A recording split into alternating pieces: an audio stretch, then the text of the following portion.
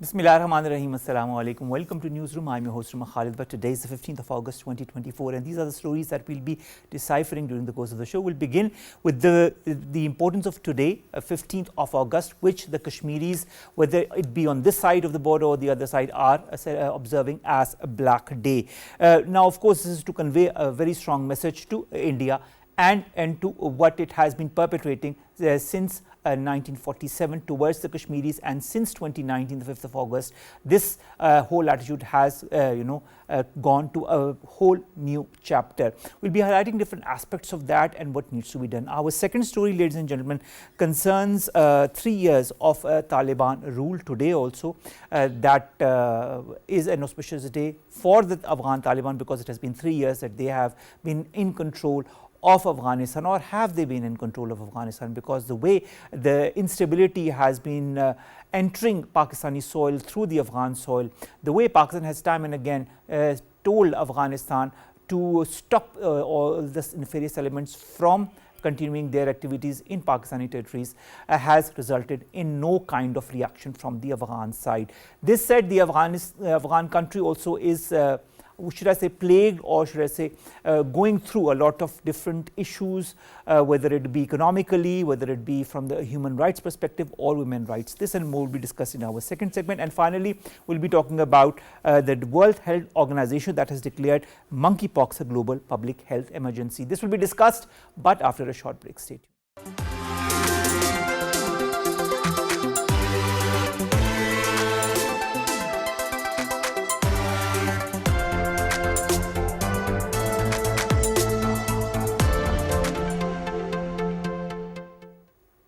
Bismillahirrahmanirrahim. Assalamu alaikum and welcome to Newsroom. We just gave you a brief of what we're going to discuss. So let's start our topic. That is the first one, and that concerns the 15th of August, that is being observed as Black Day by Kashmiris across the globe, including on this side of the border and on the other side. We've been joined by two important guests. Let me introduce them to you one by one. On my very right is Altaf Hussain Wani. He's a Kashmiri leader and a regular on our show. Thank you very much, Wani Sahab, to have joined us. Our second guest is somebody who we revere a lot, Farzana Yaqoob, former Minister Azad Jammu and Kashmir. Thank you very much to have joined us as well. We'll begin with Wani Sahab.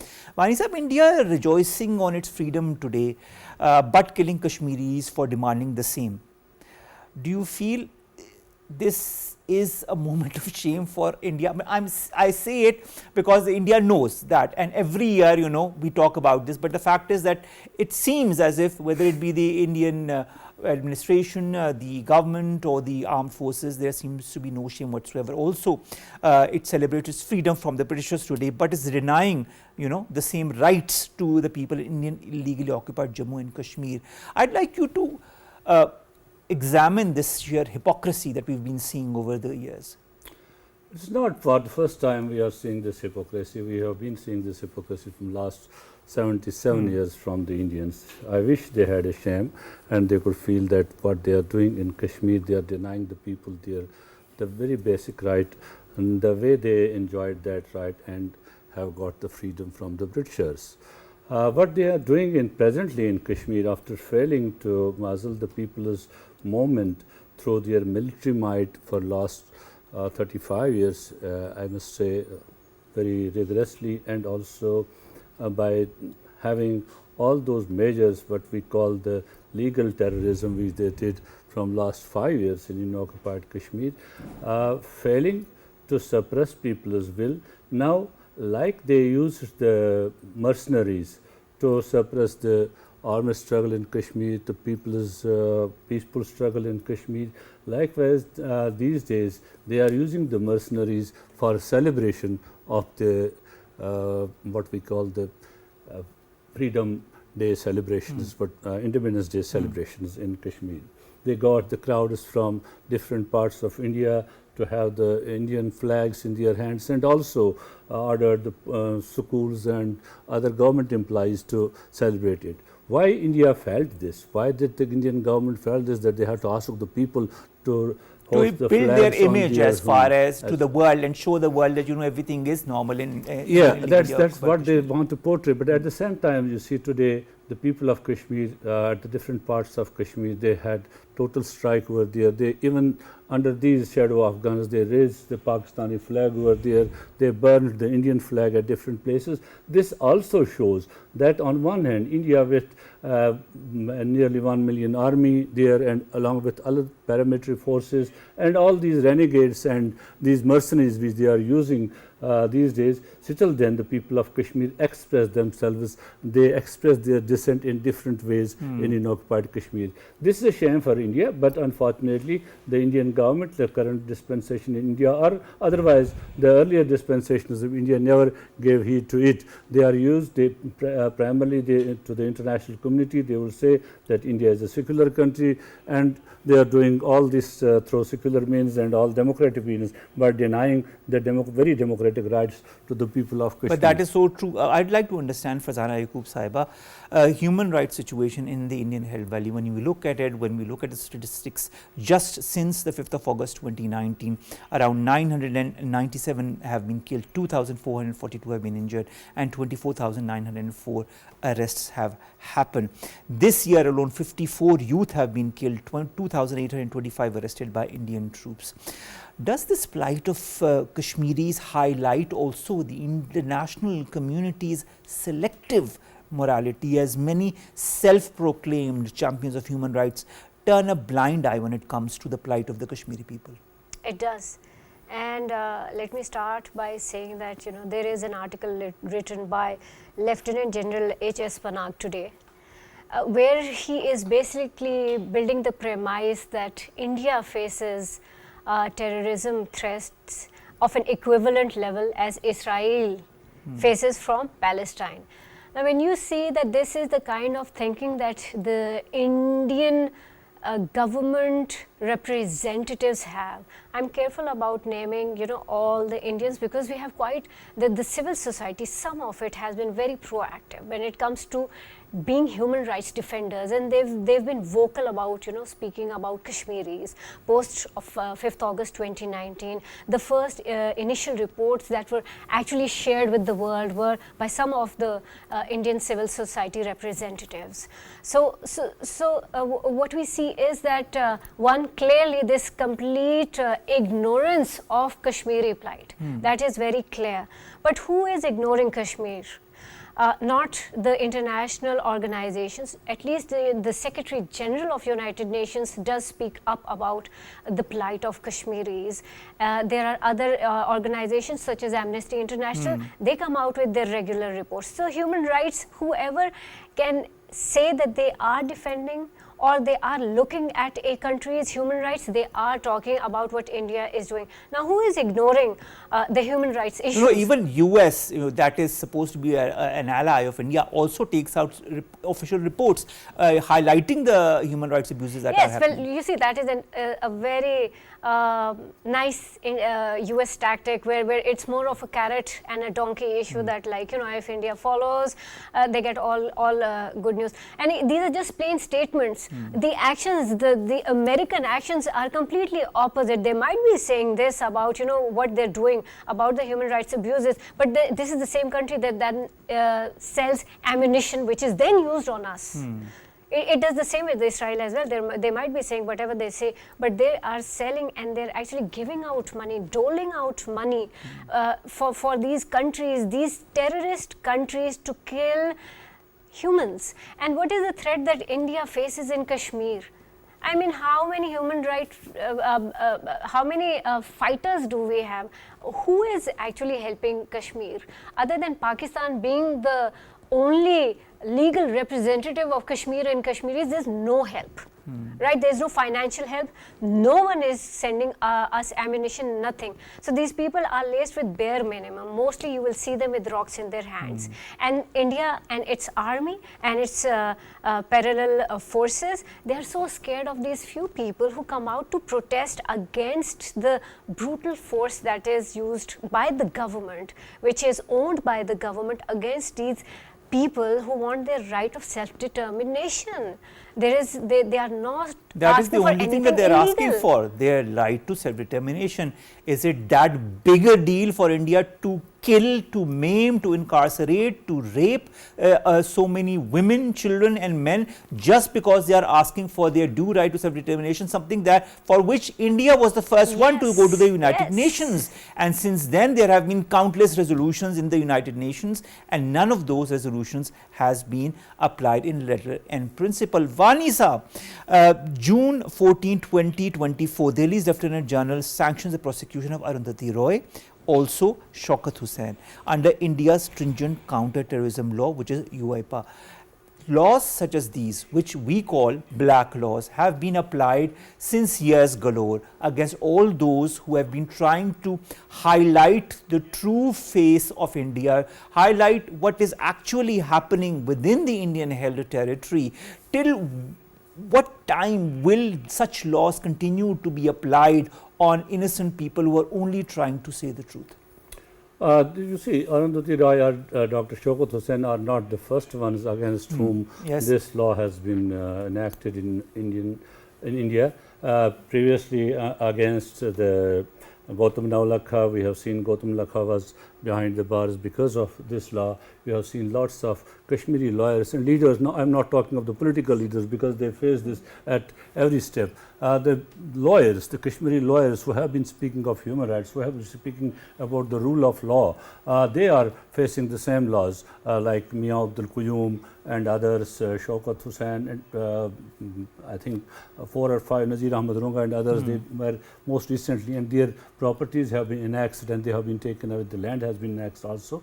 So India, in order to, wherever India sees anybody has a sound voice and this voice can impact the international opinion, they try to gauge that voice. And that is the same happening with Arundhati Roy, with Dr. Shaukat Hussain, with Mia Qayyum and others. And the same way when Professor Anjana Chatterjee, when she used, and even today she is very much vocal about Kashmir, and she speaks about the happenings in Kashmir and especially on the human rights defenders and on the plight of Kashmiri women. She is facing the same reprisals on the from the Indian government. And you have seen most recently we saw the Natasha Cole, when she came to India to have a talk in university, she was deported from India. She was not allowed to talk. And only 2 days back, we saw an attack on Muzammil Ayub Thakur in London. 3 Indians attacked him there. They assaulted on him. And today we have a big news, big editorial on Times of India about Muzammil Thakur and describing him as an agent, not in Kashmiri, not a Kashmiri. So, in your activist. point of view, the Indian media is also more or less hand in hand with the Indian government. Not more or less. Indian media is hand in hand with the Indian government. Indian judiciary is hand in hand with the Indian government. It's not that they are more or less. They are totally hand in hand. They are hand in glove. They are to suppress the people's voice in Kashmir. So on these laws of which you are talking about, UAP, we have seen many of the international condemnations of these laws, but who cares? And recently, some 5 days back, on the 5th anniversary of what we say abrogation of Article 3735A, the Amnesty International report, you go through that report has totally trashed India, but India doesn't have to worry anything because they think they are a very big country. And because these reports remain reports and nothing they are not done made accountable by the international community. We were talking about the US State Department report and all that, but what the US government is how they are dealing with the situation. If there was a accountability of India's this human rights record, I think India would have not dared to do these things. Exactly, we could have easily sanctioned them directly or indirectly. Farzana Sahiba, in 2020, Urdu's status is ended by legislation that makes Hindi, Kashmiri and Dogri official languages. Also, the Jammu and Kashmir Waqf Ford is seized and all the properties across the region are seized.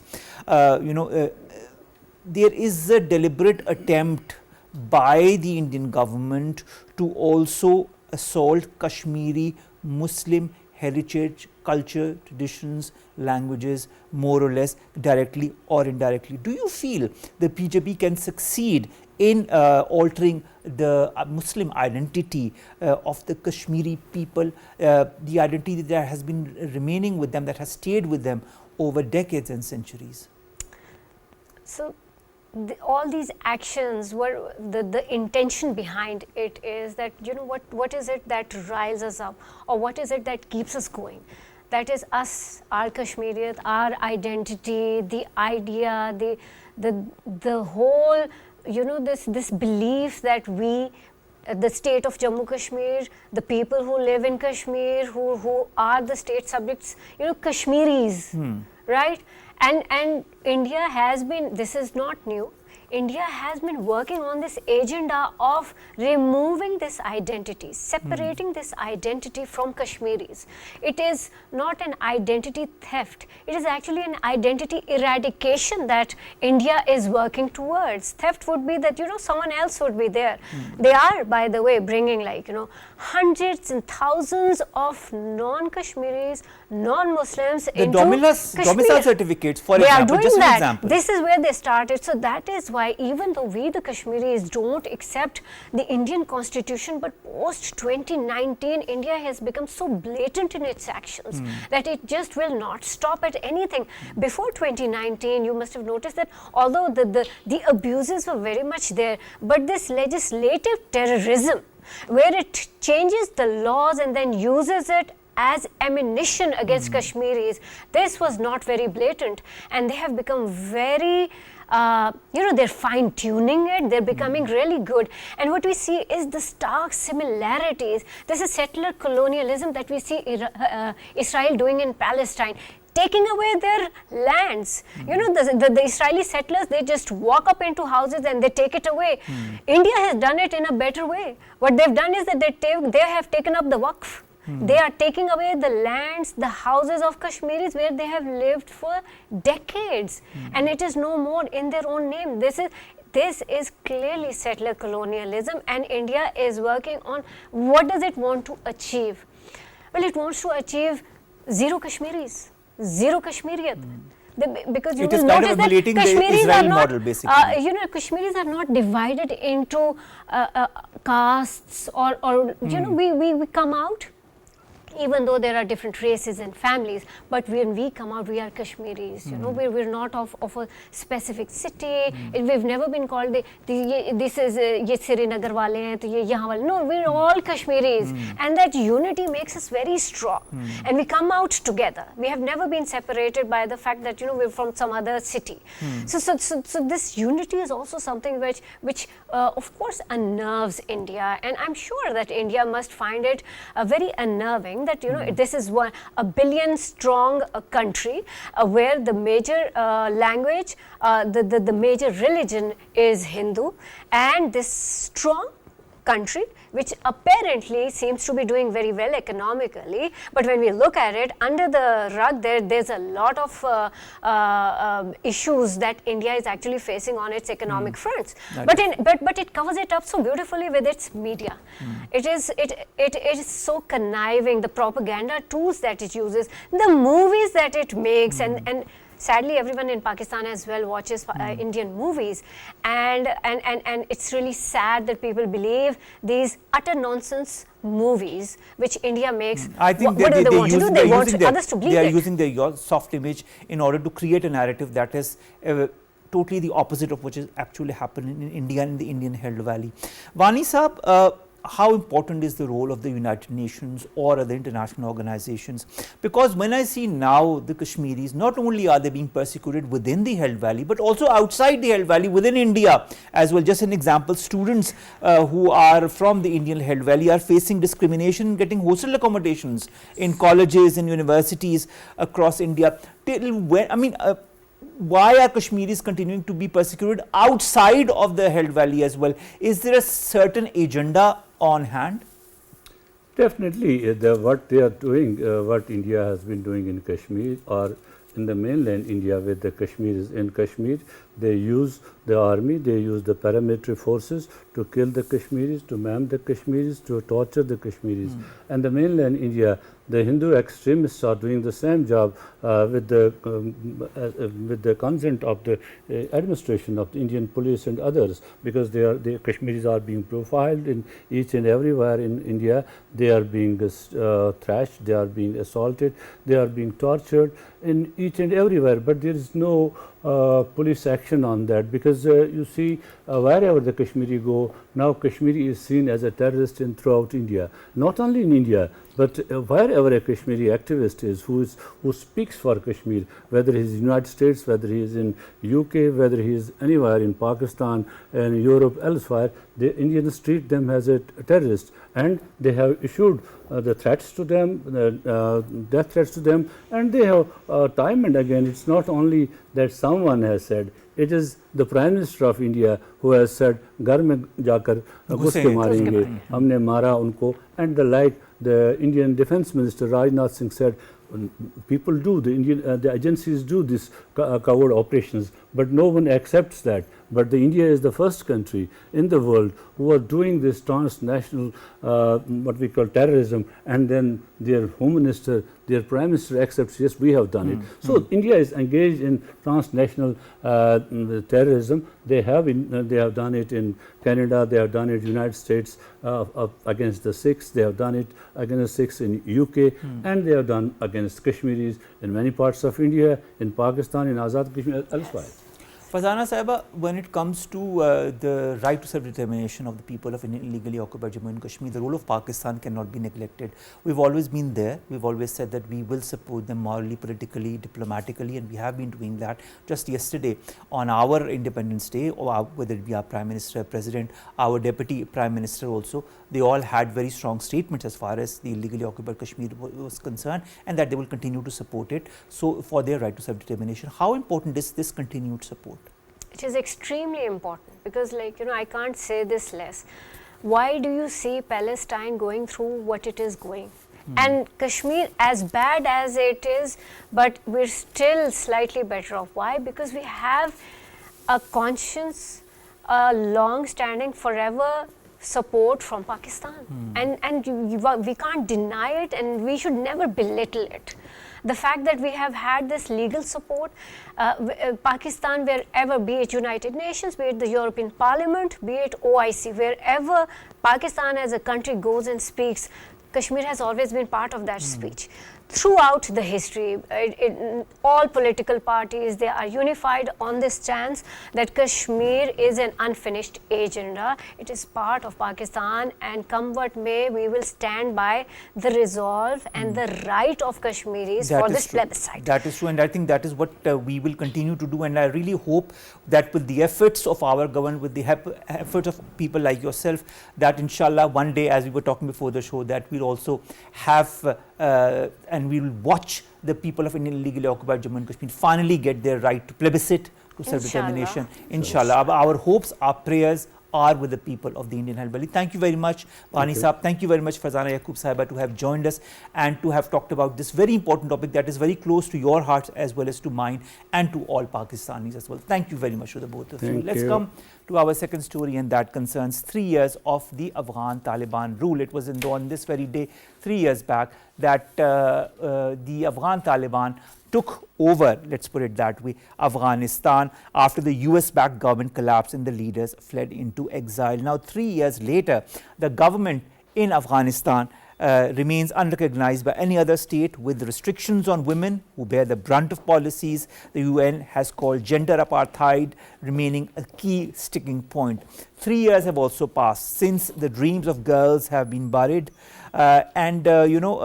a joint statement from international non-governmental groups warns of the growing aid funding gap as well, with 23.7 million people in need of humanitarian assistance. Although Zabiullah Mujahid, the Taliban spokesperson, says that the group maintains very good relations with all countries of the world, he points to a UN-led meeting with the Taliban in the Qatari capital Doha in July as proof that Afghanistan has come out of global isolation. But has it actually come out of global isolation? And to add to that all misery is the fact that it is harboring, supporting militant elements that continue to harbor instability in regional countries.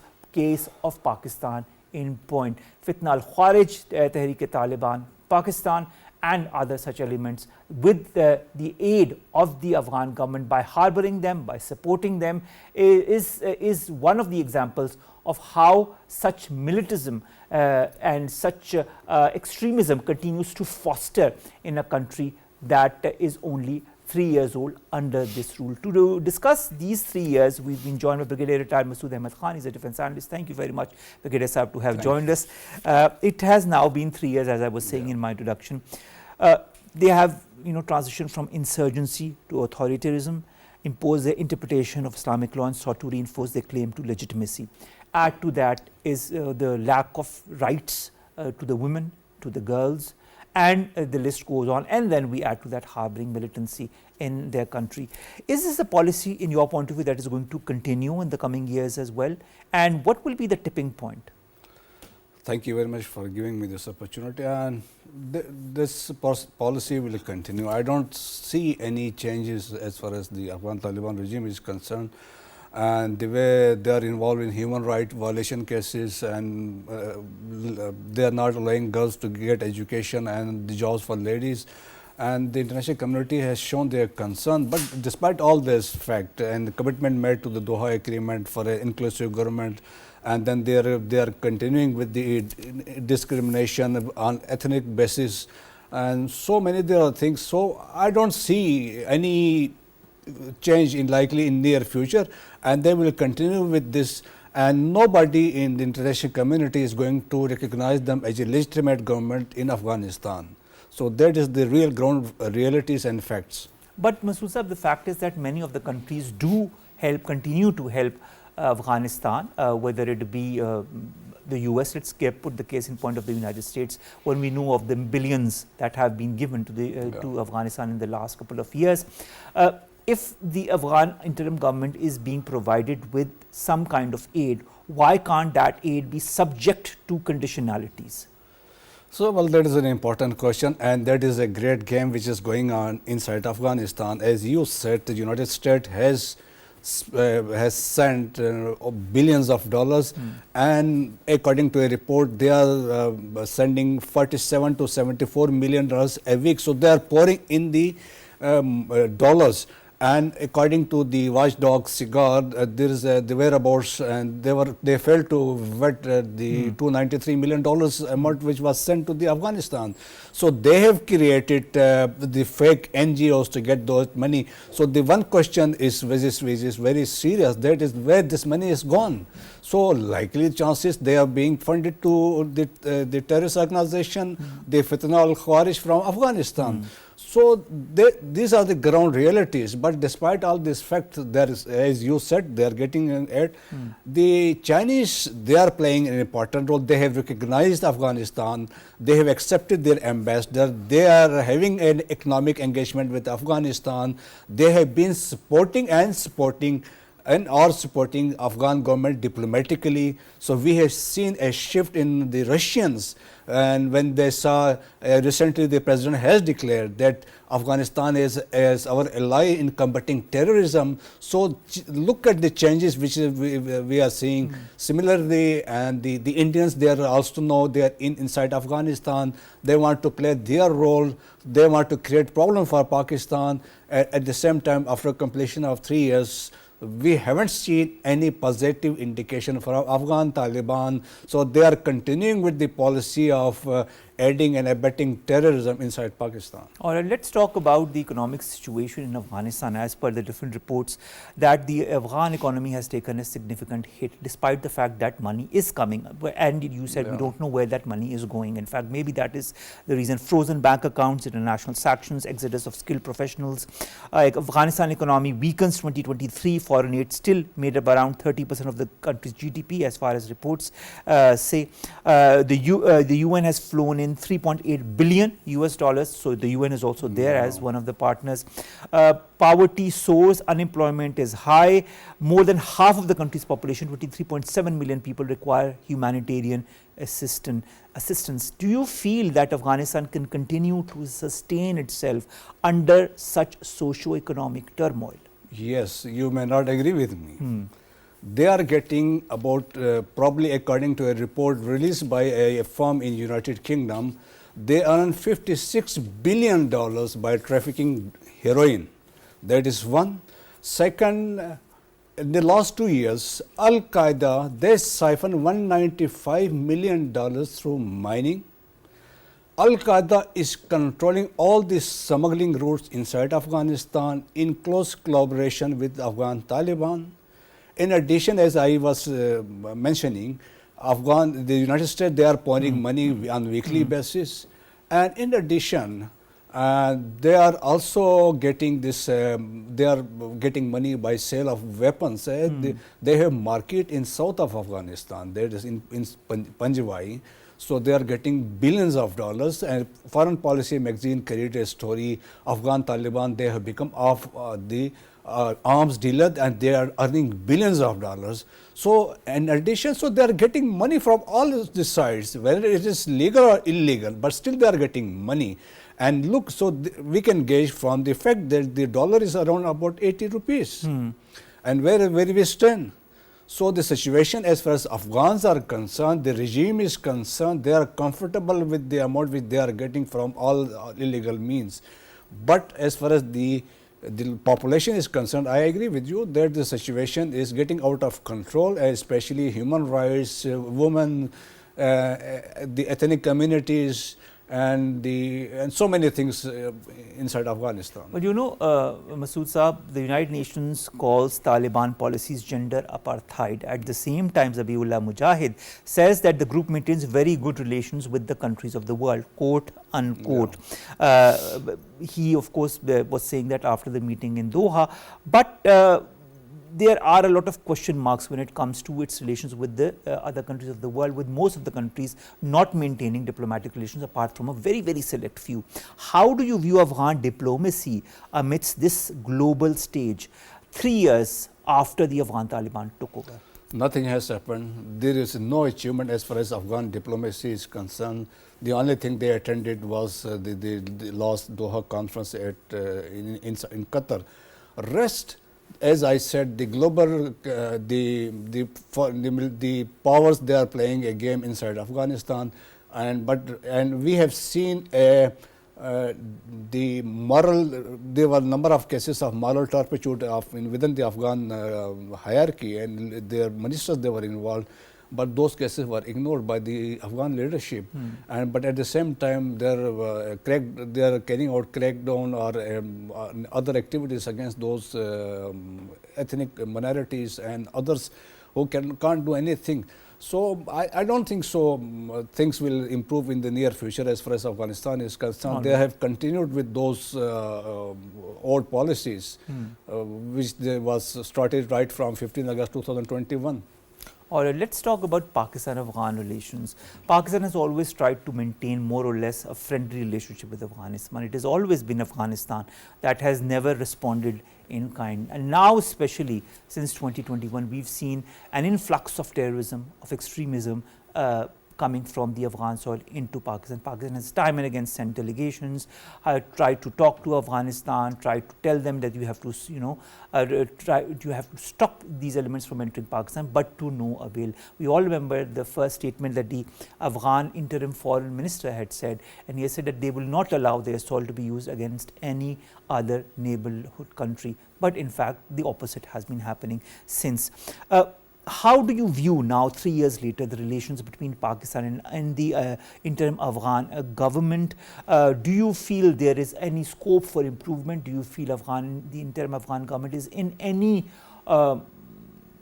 place, mood whatsoever to work on improving its relationship with the neighbor that has always stood by it in the good and the bad times? Unfortunately, that has not happened. And recently, the Chief of Army Staff, while speaking at PMA, he made it clear that we have been your friends and we have been fighting for you and we work with you sincerity, and you today, you are siding with Fitna al-Khawarij, a Fitna operating from your side, and he asked them to control those elements operating from Afghanistan. So Afghanistan in the last 3 years, they have strengthened the terrorist organization inside Afghanistan. beside leaving aside those operating for Pakistan, TTP and other elements, and around 42 factions under TTP, the others they are also operating.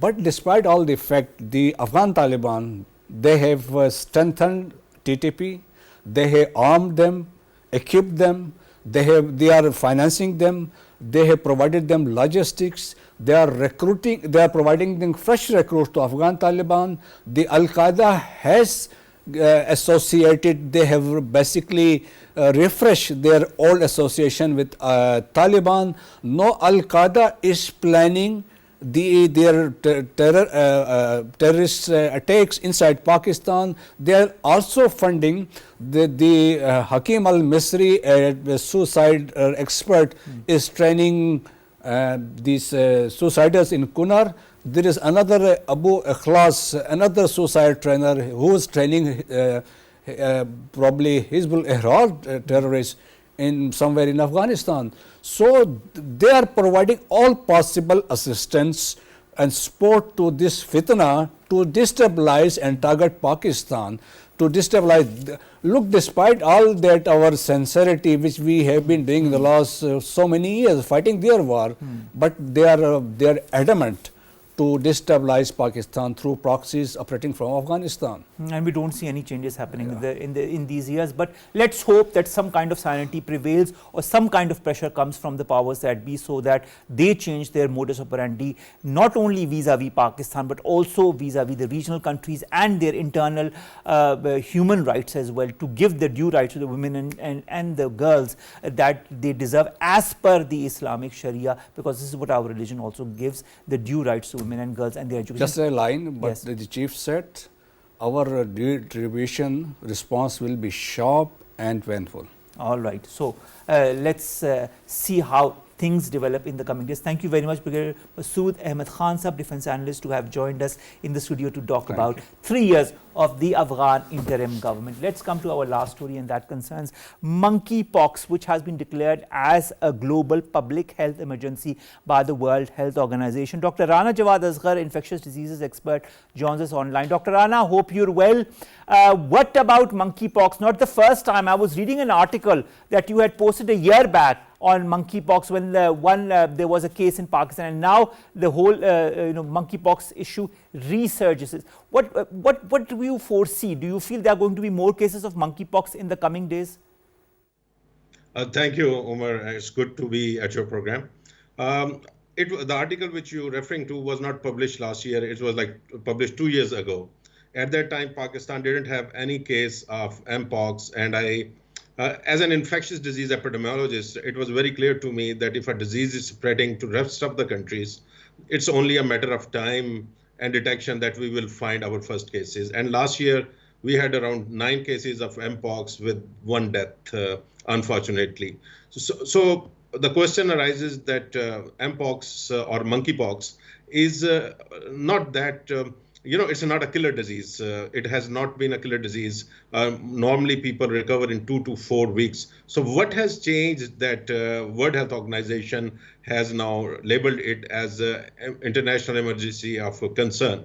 And the reason is that the last year we had the outbreak which spread to 100 countries. So it was widely spread, but it's coming from a milder version.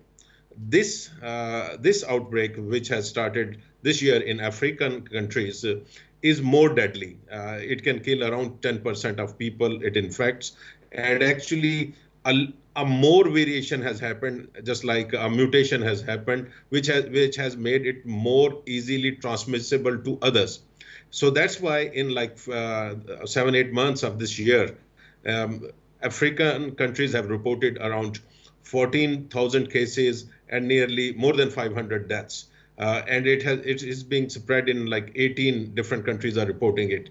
Still, majority of cases, 90% of cases and deaths are coming from one country, which is Democratic Republic of Congo. But the way it is spreading in Africa, it's again going to be a matter of time that it reaches, this variant also reaches other countries. Saw that there was an NCOC meeting, and there have been different decisions taken as far as prevention of monkeypox is concerned.